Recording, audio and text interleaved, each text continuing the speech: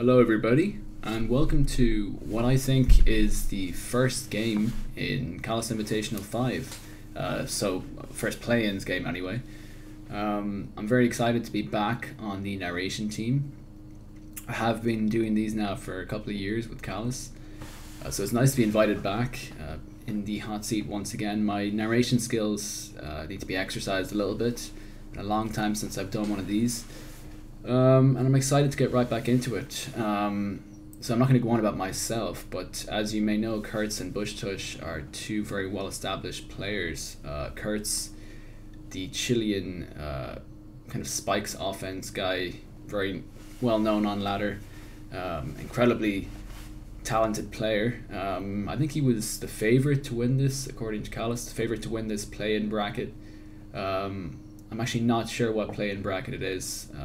Maybe I'll talk about that in the next game. I might have a look in between games. And his opponent today is Bushtush, who is a Smogon vet who really knows the ins and outs of the game. Not sure how well he knows advanced. That might be a ball that plays into Kurt's court here tonight. But either way, I think it's going to be a high-level game, and I'm excited to get right into it. So let's do that, but we're going to put it on slow mode. Okay. So, Kurt's going to lead T-Tar, and Bushtush going to lead Mence. Kurt's almost definitely prompted to switch out here, and Bushtush actually makes a switch himself. I'm not sure what kind of momentum that was supposed to establish. Both guys revealing, I would say, offensive cores. Almost definitely not running a defensive team with these revelations. So Tar is going to stay in here on Gyarados, and we know it's a suit Tar now, so both guys learning a lot about each other's teams. Kurt's going to go for a body slam there. Wow, that's interesting. Okay, so he was obviously not fearing anything. He was not fearing any kind of stay in from Bushtush, and Kurt's here is actually going to opt to trade EQ with the Steelix. Interesting.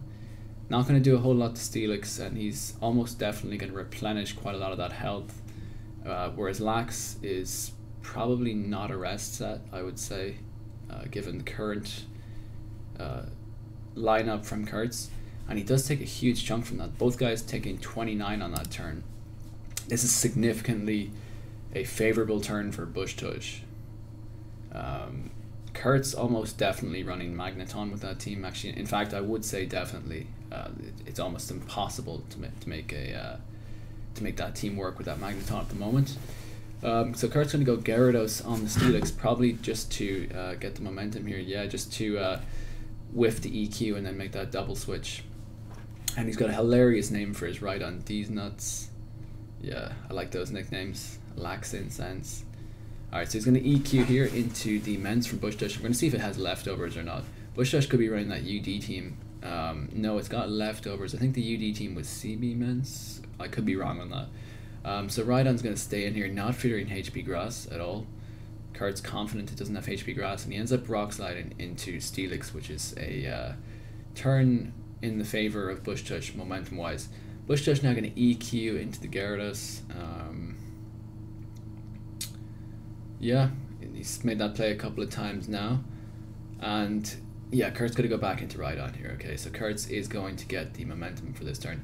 Now, does this Rhydon have Substitute? He might not, but he just goes straight for an EQ. 55, so Rhydon hits like a truck. 55 on a Steelix is crazy.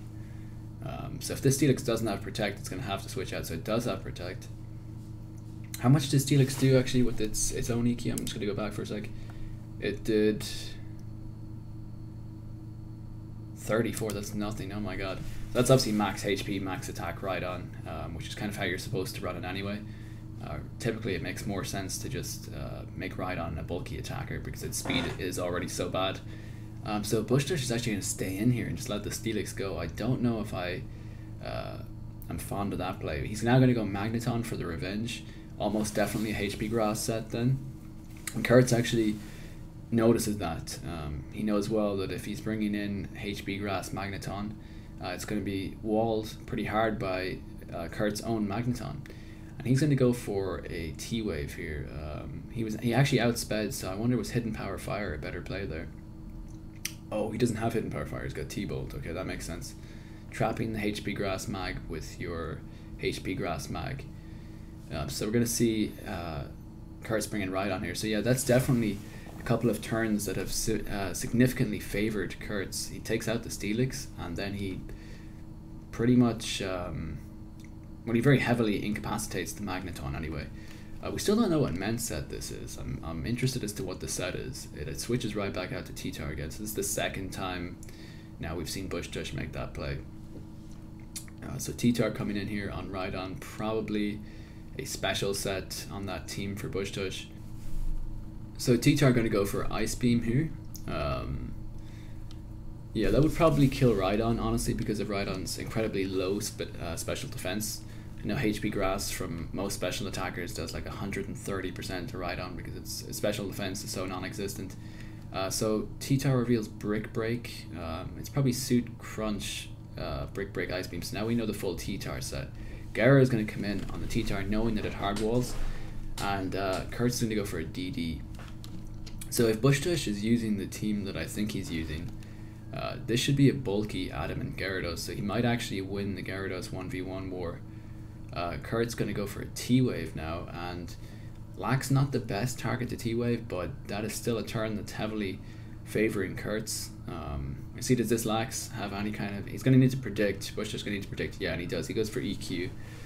That does 70% to Kurt's T-Tar, so that's definitely max attack Lax. And yeah, I don't know, that T-Tar set is weird. It's a hard-hitting physical variant, but it's also taking 70% from an EQ. Maybe max attack, max speed. Weird set.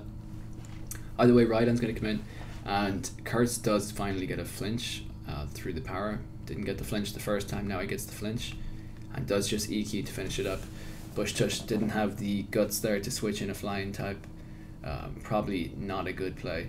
So Bush Tush now goes to T-Tar, and he is actually slower than Rhydon, which is interesting. So I wonder, maybe does that Rhydon have a bit of speed? Maybe I was wrong about the maybe I was wrong about it being full HP, but it either way it does go down to the Ice Beam, so maybe, I mean, that does further consolidate the idea that it is max as far as speed and attack go. Either way, Gyarados now going to come back out, and he is going to go for a DD again. We know it's T-Wave Gyara, so he's probably going to opt to T-Wave the Mence here. I'm going to find out finally what set this Mence is. I have no idea what set it is. Okay, it's Rock Slide. So it's probably a DD Mence, most likely. Yeah, with that kind of attack damage, it is definitely a DD Mence. Very, very weird lead DD Mence. I could be wrong, but I remember thinking that on the original UD team, which is what Bush Tush is using, the Mence set was CB, but I could be wrong. I thought it was Choice Man, but I could be wrong. Kurt's going to bring in I Don't Pterodactyl, and he's in a 1 versus 4 position here versus the opposing Salmon. So it does reveal Substitute, so probably Sub Laichi here for Kurtz. Actually, definitely Sub Laichi. And he is going to be able to take out the Mence here. It does get that lucky para turn 1 of the sequence. And that Substitute is huge because now he won't be taking Intimidates. So Gyarados does come in, and Kurtz is going to miss with Rock Slide. Okay, so now it's getting juicy. HB Flying does break the Substitute. We're going to see how Kurtz retaliates here. He's going to go for another Rock Slide and get another miss. Kurt's chances of winning this game are dwindling a little bit. Getting very unlucky at the moment here. Bush Tush just HP Flying into that arrow, just 31, so it seems as though it will always break the sub. Kurtz doesn't make the right play here, goes for a Rock Slide. It's a tough turn to make. Substitute would have been huge there, would have pretty much just won him the game. We see Bush Tush bring back in Gyarados now. He does go to Magneton here, and Kurtz does pull off the play. He pulls off the Sub Laichi play, so this will bring him back to a normal attack stat. And this is quite important because we know that the Intimidate is not going to work through the Substitute here. and so Kurtz will have to miss in order for Bush Tush to win. I don't know what the odds are to miss Rock Slide 3 times in a row, but we are just witnessing that it has not happened, and Kurtz should be able to win here. Presumably has HP flying on this set. Bush Tush should probably just hang around and see.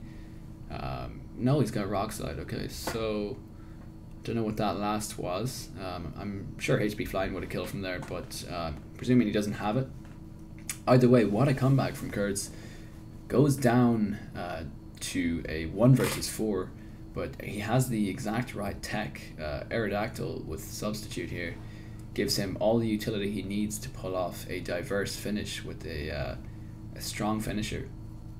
Very interesting team. I mean, we've seen Bush Tush, we've seen that team before. That's the UD Classic.